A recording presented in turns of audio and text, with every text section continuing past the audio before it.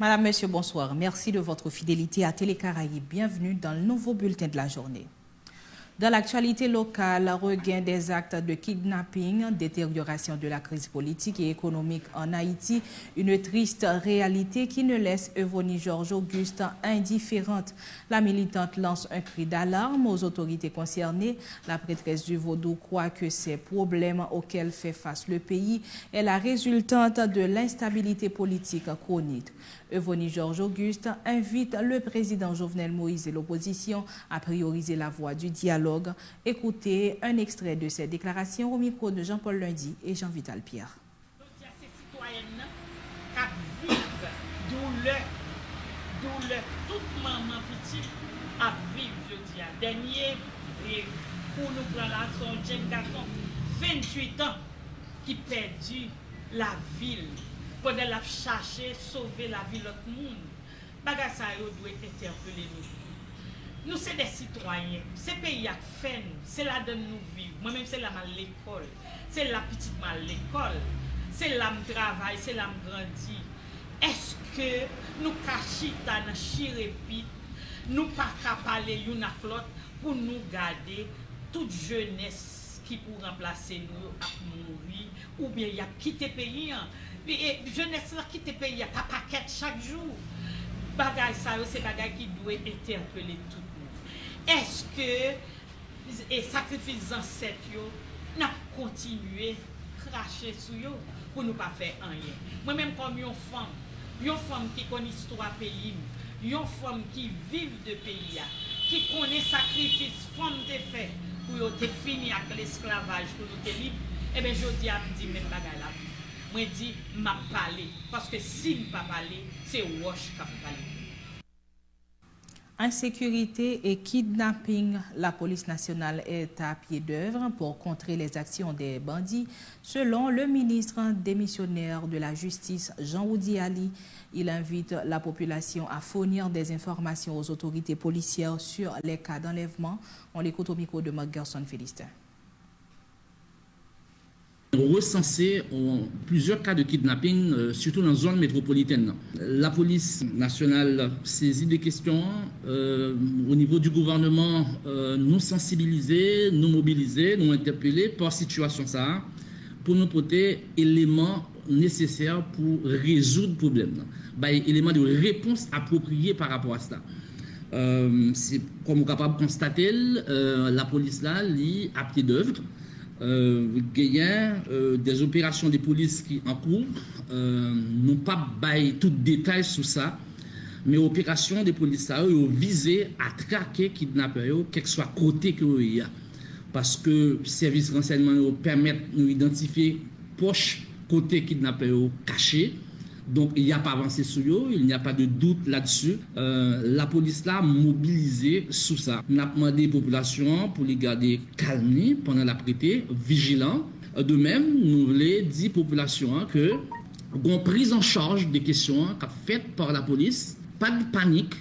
La police a baillé éléments de réponse appropriés par rapport à la situation. De même, nous demandons aux gens qui a fait activité kidnapping, de mettre changer métier, pas de avenir pour eux. La police a marché pour eux, dans quel soit côté dans le dernier retranchement. Interdiction formelle de continuer à exploiter la mine de sable calcaire située entre la boule 10 et 12. Cette décision est prise par l'Agence nationale des aires protégées. Objectif, protéger l'environnement et éviter que des pertes en vie humaine soient enregistrées dans l'exploitation non contrôlée de cette mine. Une délégation de l'ANAP s'est rendue ce mardi à la boule pour mieux informer la population de la zone.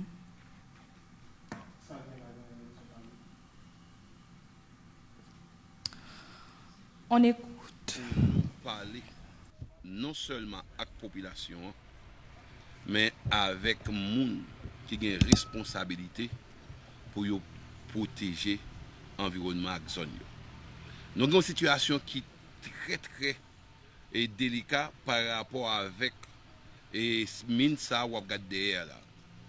Depuis sous temps Jean-Claude Duvalier, il y a toujours une interdiction pour les gens ne pas exploiter mine ça.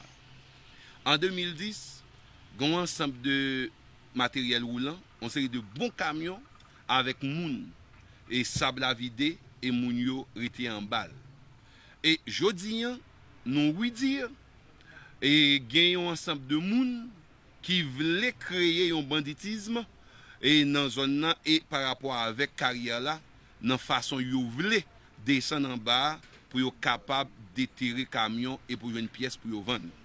Moun sa yo préféré apprendre dossier ça pour passer sous base politique. Et tandis que environnement en danger. Environnement en danger premièrement et par rapport à carrière à côté situation à côté le situé. Deuxièmement par rapport à la vie même moun k'ap maré code nan yo pour yo descendre vinn piquer sable là pour yo ka descendre côté camion à côté moun yo mourir en bas sable là en tremblement de terre là.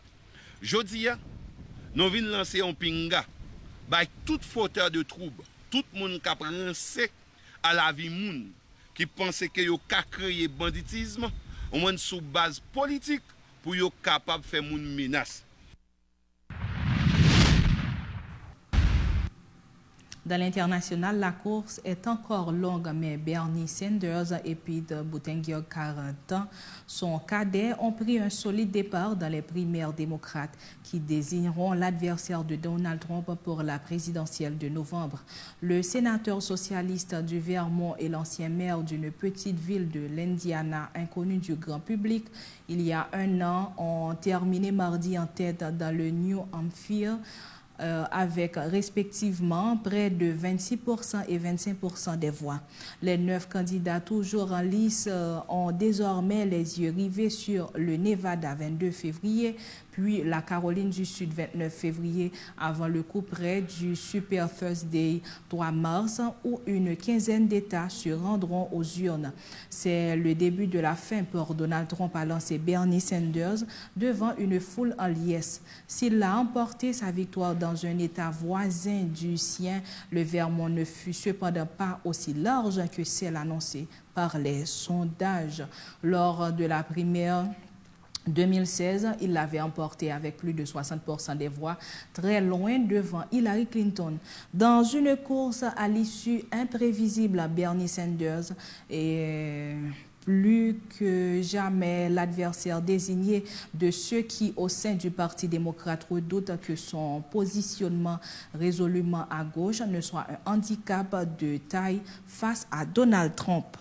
Toujours à l'étranger, le président chinois Xi Jinping s'est félicité mercredi de l'évolution positive de l'épidémie du coronavirus, le nombre de nouveaux cas diminuant depuis 3 jours, malgré un bilan qui dépasse désormais les 1100 morts.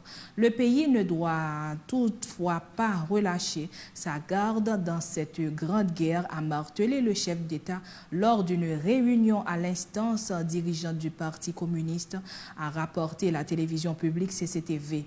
Pour l'instant, 99,9% des décès enregistrés dans le monde l'ont été en Chine continentale. Or, Hong Kong et Macao où est apparue la maladie en décembre dans la grande ville de Wuhan, le centre. La maladie, désormais nommée Covid-19 pour l'Organisation mondiale de la santé, a fait 1113 morts selon les autorités sanitaires chinoises. Au total, 44 653 personnes contaminées ont été répertoriées en Chine continentale. C'est la fin de cette édition. Merci de l'avoir suivi. Rendez-vous dans 1 heure avec la salle des nouvelles.